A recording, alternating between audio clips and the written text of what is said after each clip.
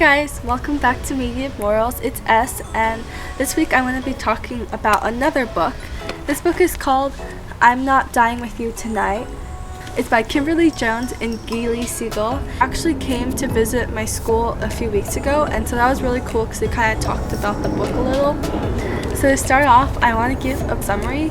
Basically, it's about these two girls, Lena and Campbell, and they live very different lives because Campbell is white, whereas Lena is black, and where they live, there's still a lot of racism that exists, and that's a lot about what the book is focused on. They're at this football game, a fight breaks out, both girls are at this concession stand, and so the fighting gets huge because more people just join the fight, and then the police come, and Campbell is like really naive to the area, so she thinks that the police will make it better, but no one listens to the police here. It's just getting worse, and soon they start hearing some gunshots, and so that's when Lena and Campbell are like, we gotta get out of here. And Lena has this boyfriend named Black. She calls him and she says that he's gonna meet her at this place, but she has to get there. So they try to escape, and it's really dangerous. They almost get in a few fights, but eventually they make it out. But the only way to get out was through this hood. I learned something because Campbell kept calling it the ghetto area,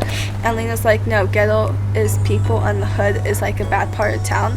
And so they make it through there. Then Lena and Campbell run into Lena's cousin Marcus, and he's really protective of her, and he doesn't like it when they say they're going to meet Black on 7th Street. Lena doesn't want Marcus's help because then her father will get involved, and she knows that she'll be in a lot of trouble because she kind of lied to him about being at the football game and then meeting up with Black later.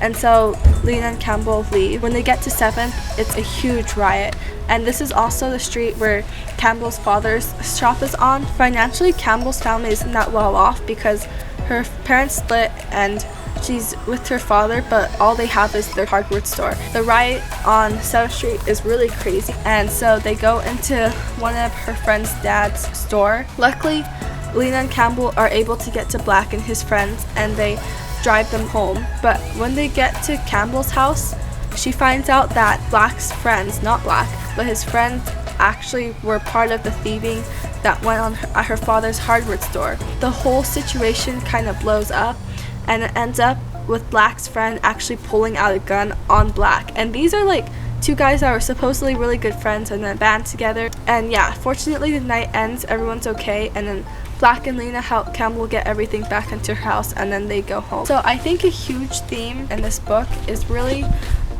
a lot of racism because it's present at their school. It's kind of why the fight at the football game even started, and it's also why Lena is so scared of the police, and she knows that going to them isn't towards safety but potentially towards more danger because they won't treat her fairly just because she is Black.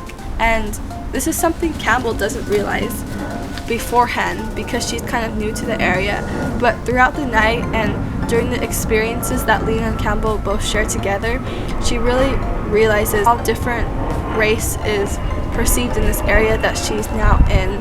Across like America today, we still hear about a lot of police brutality and how they claim to have only fired at someone because the suspect was carrying a gun, but then like the video cameras show that the suspect actually had like their hands free or something. And so I think this still is like a really relevant issue in our society, and it's really interesting how they incorporated it into this book, into like a fictional book that can be really educational and eye-opening for someone who doesn't experience this or really know about it as much like how I do. Where I live, I'm really lucky to not have really experienced any racism like myself. I haven't been bullied or been like discriminated against. I was talking to one of my friends, and she agreed to share some of her experiences with racism. So these experiences are from when she was in Japan. The first time was when I was in grade 5.